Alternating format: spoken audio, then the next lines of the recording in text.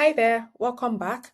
In this video, I'm going to show you how to generate your business report very quickly.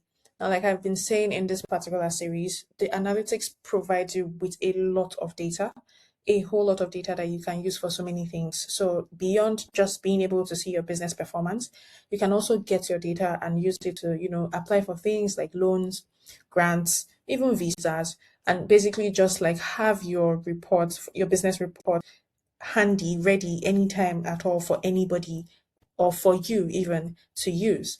So to wrap up this particular series, yes, you can download your business report at any point in time, and this video is going to show you very quickly how to do that. So to get your business reports, first of all, you have to come to the analytics dashboard. Just come here to analytics from the menu on the left side of the screen. And then here you can see the notes that says, or the button rather, that says business report is ready.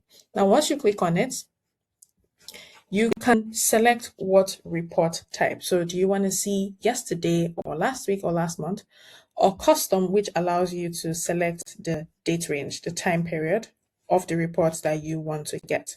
And once you have selected, so let's say, for example, we want to actually just do 2025, not 2026, and we want to do January to December 2026. So we just select that. As you can see, that has been indicated here, and click on apply. So now we have the date range that we want to download the report for. Then next is for you to choose the location. So if you have multi locations, you can get business reports for your different locations. So you can choose the current location that you are on, or you can specify which location by just selecting this button. And then a drop down menu of all your locations will come up, and then you just select what location you want the report for.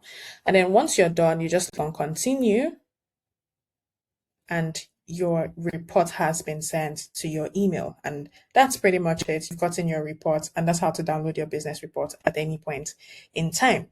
And that's it. That's how you can generate your business report and have it sent to you.